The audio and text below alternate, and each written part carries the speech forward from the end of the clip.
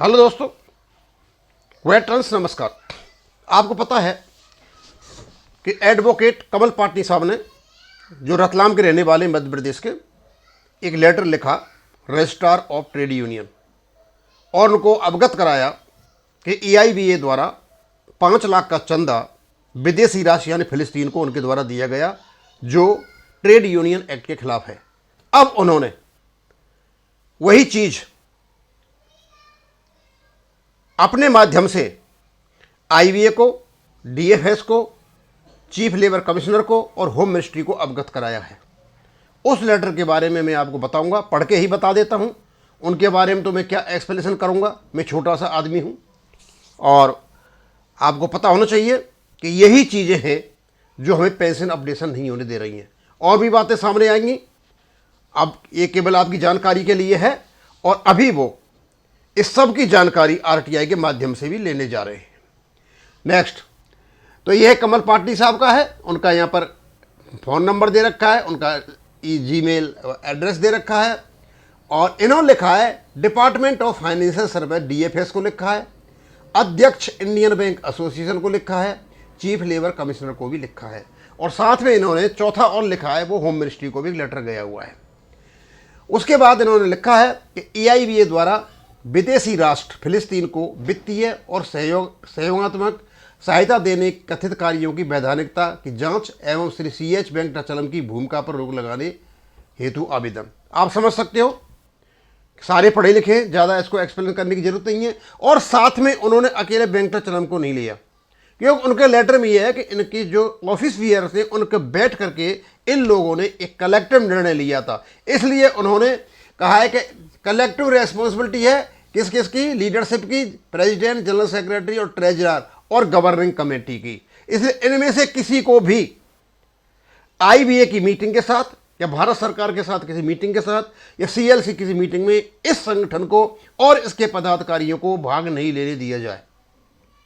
आगे, respected sir, madam, सबने निवेदन है कि all India bank employees association AIBEA के वर्तमान general secretary Shri CH Venkatachalam द्वारा संगठन के फंड का उपयोग कर विदेशी राष्ट्र फिलिस्तीन के समर्थन में वित्तीय या प्रतीकात्मक सहायता प्रदान किए जाने की जानकारी विभिन्न मंचों पर प्रसारित हुई है। ये काफ़ी आपको पता चल गया होगा कि सारे दिन लगभग यही रहा। यदि यह तथ्य सत्य है तो यह कार्य न केवल ट्रेड यूनियन एक्ट 1926 और FCRA foreign contribution regulation act 2010 का उल्लंघन है, बल्कि भारत की विदेश नीति और राष्ट्रीय हितों के भी प्रतिकूल है। लोग तो यहां तक कह रहे हैं कि यह राष्ट्र विरोधी गतिविधि है। संदेह इन आपत्तियां, ग्राउंड्स फॉर कंसर्न, लिखते हैं वो, EIBA द्वारा एक पंजीकृत ट्रेड यूनियन संगठन है जिसके फंड का उपयोग केवल भारतीय बैंक कर्मचारियों के हित पर किया जा सकता है। पहली बात, किसी भी विदेशी संघर्ष या राजनीतिक राष्ट्र को समर्थन देना यूनियन के संविधान के दायरे से बाहर है। EIBA के फंड में पेंशनर्स और कर्मचारियों के अंशधन शामिल हैं, अतः इस धन का विदेशी उद्देश्य हेतु उपयोग धोखाधड़ी एवं राष्ट्रहित राष्ट्र विरोधी आचरण है। ये ले आए यहाँ पर, ये बता दिया उन्होंने, सबको दे दिया कि राष्ट्र विरोधी आचरण है और जब तक इसकी जांच नहीं हो जाती है ये किसी भी कमेटी वगैरह मीटिंग में भाग नहीं लेंगे। यदि ये सहायता बिना FCRA के पंजीकरण के दी गई है तो ये अवैधानिक विदेशी लेन देन, इलीगल फॉरेन ट्रांजैक्शन की श्रेणी में आता है। अच्छा खींच मारा है वकीले भाई, मैं तो नहीं कर पाता। श्री CH वेंकटाचलम की भूमिका इस पूरे प्रकरण में संवेदनशील पद पर रहते हुए वैधानिक दायित्वों के उल्लंघन की प्रतीत होती है। निवेदन, अब इन्होंने निवेदन कर दिया, क्योंकि जो प्रकार पिटीशन डालते हैं ना कोर्ट में, उसी प्रकार हम डाली हुई है। हम तो सीधा सीधा लिखते, इन्होंने अपने एडवोकेट के हिसाब से लिखा है। सारा इन्होंने कॉज ऑफ एक्शन बता दिया पूरा का पूरा। उसके बाद वो चाहते हैं क्या, उसके बाद प्रेयर करते हैं, कोर्ट में पिटीशन वैसे ही की जाती है। EIBA के वित्तीय लेन देन की जांच ministry of home affairs FCRA division के द्वारा किया जाए। एक बात तो ये चाहते हैं। दूसरी बात, डिपार्टमेंट ऑफ फाइनेंस सर्विसेज ये स्पष्ट करे कि क्या किसी ट्रेड यूनियन को विदेशी राष्ट्र या संघर्ष से जुड़ी सहायता देने का अधिकार है। ये DFS का काम है। चीफ लेबर कमिश्नर यह सुनिश्चित करें कि EIBA का धन का उपयोग केवल श्रमिक हितों के लिए किया जाए। जांच पूरी होने तक श्री CH वेंकटाचलम को किसी भी आधिकारिक या नीति निर्धारण बैठक में भाग लेने से अस्थायी रूप से रोक दिया जाए और साथ में उनके CH चेयरमैन और जितने भी पदाधिकारी सबको रोकने के लिए रिक्वेस्ट गई हुई है।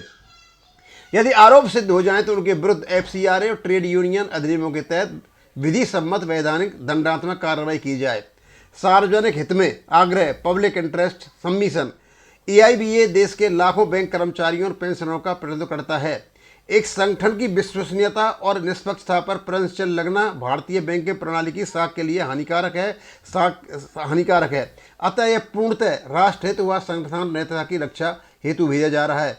सादर कमल पाटनी, सेवानिवृत्त बैंक कर्मी, पेंशनर से तो अपना जो कुछ दे रखा है, रतलाम के रहने वाले हैं। दोस्तों, ये मैंने 5 मिनट में पढ़ दिया सारा का सारा। और अब जितने भी हमारे यूट्यूबर्स के जो व्यूअर्स हैं और जो भी हमारे पेंशनर्स हैं या हमारे वर्किंग एम्प्लॉयज हैं, उनके नॉलेज में यह आना बहुत ज़रूरी है।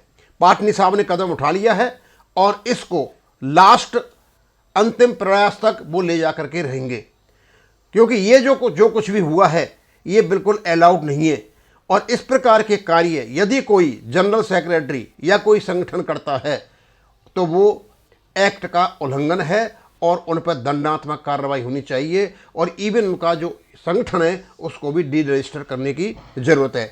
अब एक्शन क्या होगा क्या नहीं होगा, ये सारा जो है आप DFS लेगा, CLC लेगा, IBA लेगा, रजिस्ट्रार साहब लेंगे, जो कुछ भी लेंगे, जो तथ्य हैं, जो कॉज ऑफ एक्शन है, जो सब्जेक्ट मैटर है डिस्प्यूट का, वो सब अधिकारियों या पूरी भारत सरकार के पास डाल दिया गया है। अब ये देखेंगे कि आखिरकार इसमें कौन कौन लिप्त है। क्या भारत सरकार से अनुमति ली गई थी?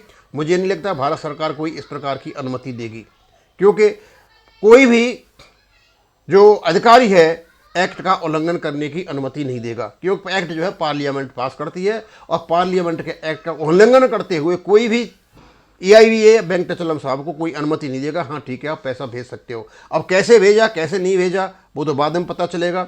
और यदि इनके पास कोई लेटर है और वैधानिकता से भेजा गया है तो वो एक अलग बात है, फिर उससे पूछा जाएगा जिसने परमिशन दी है। अब मैं इसको यहाँ ही खत्म करूँगा, लंबा नहीं खींच रहा। थैंक यू, धन्यवाद।